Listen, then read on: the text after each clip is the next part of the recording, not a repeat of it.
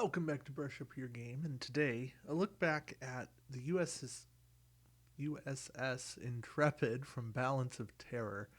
Uh, I have to say, Balance of Terror is probably in my top five Star Trek episodes of all time, and the OP, the organized play event for Balance of Terror, also probably in my top five all time, just because of how fun and dynamic it was. It was very different and very engaging, and made you pay attention to your opponent's choices and made you kind of subvert normal expectations, which a lot of fun and dynamics.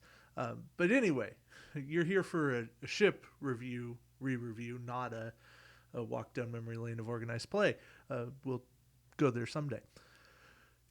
The Intrepid Constitution class 3143 has to live up to the tiny prize and the taking abilities, action bar actions while under Ox power. So does it live up? That's the question here. When attacking a ship at range 3, if there's a scan token beside your ship, the defending ship rolls 2 less defense dice instead of 1 less defense die. So basically it's ignore the defense die at range 3 if you have a scan token. Although it is 1 more if you fire a secondary weapon. This is okay. It has potential, but I just don't like that it's so limited.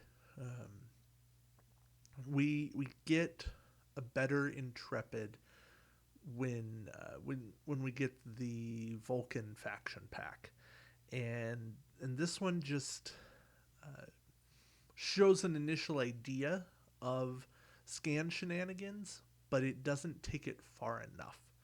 A double crew, double weapon is cool because you can put Type 8 and upgraded phasers on this ship, take it up to 5 dice, and 5 dice with scan token. If you can find another way to get another action with scan token with battle station, gives you some nice ability to punch a hole in your opponent's defenses. I'm in favor of it. I just don't think it's enough.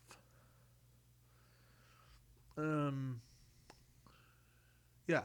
Matt Decker, on the other hand, 2-skill captain, 1 point with a talent. I like the talent. He does come in admiral form, and I talk about him a lot. But the 2-skill captain version, you target a ship within range 1 of your ship, including your own ship, and this is all for an action. That target ship gains an extra attack die this round. But more importantly, they suffer 1 damage to their hull. And this can be used to finish off a ship in the activation phase. That's kind of my favorite way of saying, oh, I just didn't inflict enough damage to you last round to take you off the map. Here's 1 more. And, that's enough to destroy your ship? Oh, too bad. Bye. Yeah. There was a crazy shenanigans build with Holo Communicator and Matt Decker. This is before Holo Communicator got errated, where you could use multiple Holo Communicators and focus target a ship, and that ship would take as much hull damage as they had, basically, per round. And have no way to counter it. Thankfully, Holo Communicator got an errata, and now you can use it 1 time and the captain 1 time, and so you can do this twice, which is still pretty potent. Don't get me wrong. Doing 2 damage to a ship's hull. Now you're giving them 2 extra attack dice, unless, of course, they're already at rule of 3, in which case you're giving them nothing except damage. I don't find myself ever wanting to target my own ships with this, aside from it's the AMAR. I think it is. Let me just go back. Sorry. Always looking up something.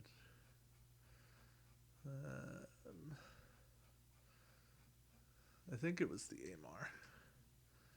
And yeah, because the AMAR Yeah, when this ship suffers damage to its hull. Once per game, if you're cloaked, you can perform an attack with your primary weapon. And so Decker can trigger your once per game on your terms, not your opponent's terms. And you're getting an extra attack die to make that attack, which is kind of nice. I'm not going to say it's the best, but it's an extra attack, and it's on your terms, and I like those things. The Admiral, I think I find more use now, unless you're trying to do the Holo Communicator build, just because you've got better skill.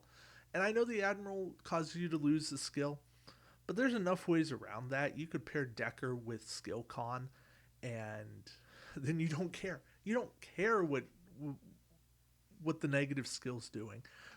You're still copying the highest skill in the game. So that's one way to circumvent the penalty that's there.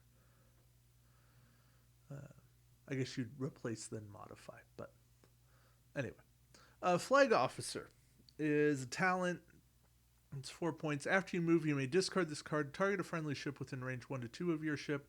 The target ship may immediately perform one free action. This needs to be a time token card, not a discard. It's such a cool idea. It's Martok-esque in its ideas. But for it to only be a one-time use feels so wasteful. It's that, or it needs to be cheaper. But now to see this as a time token card would work and be so good. Dual Phaser Banks is a 3-point weapon, and one that's just kind of been outclassed a bit. When attacking with your primary weapon during the roll attack die step, you may disable this card to gain +1 attack die. That's fine, but you're never going to use it again because it's an action to get an extra attack die. If it was time tokens, we might have it in step with Type 8 and upgraded phasers. But here's the problem. It can only be purchased for a Federation ship. It costs 3 more points for anything other than a Constitution class ship.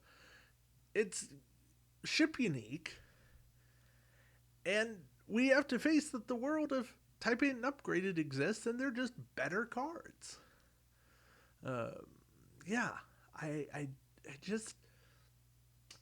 I would take this as 2 time tokens, and it would work quite nicely, but it's not. A Vulcan engineer needs to be dual factioned to be Vulcan. Action: if there are no enemy ships within range 1 to 3 of your ship, repair one of your shield tokens. Boy, that should not be an action. That should just be after you move. It's laughably bad. Ooh, if nobody's around you, you can spend your action to repair instead of evading. Or you could run Operations Officer from Alliance and evade, and if you don't spend that evade, you could repair your shield instead. I like that better. Astrogator is a question mark card, a 3-point card, the last card in this pack. Action: discard this card, perform an additional non-red maneuver on your maneuver die with a speed of 1 or 2. I'm okay with this. This upgrade can only be purchased for a Constitution class ship. You can fill a crew or a weapon slot. I don't understand the weapon. I think it should be a crew or a tech. But I get that Constitutions don't really have tech, so that's why it went for weapons. No ship can have more than 1. Did it need to be a discard? It's fine. Did it need to be 3 points? Probably not.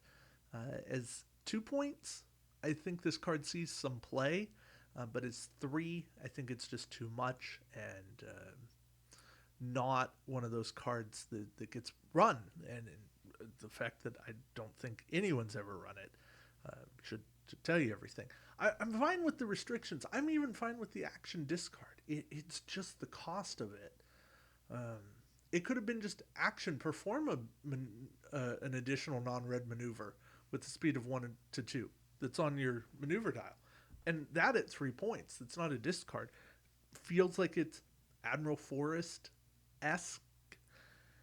Um, yeah, I just this card is emblematic of the pack, which is everything feels just a hair expensive, just a hair out of touch. If cards like this had come out at the beginning of the game, I don't think people bat an eye. But when they come out, 50, 60 packs in, everything except Matt Decker doesn't really move the needle. So you acquire this pack to get Decker, and short of that, I don't see a need. And that's where I'm at with this entire thing. So thank you all for watching. Appreciate your time. And until next time, keep brushing up your game. Take care.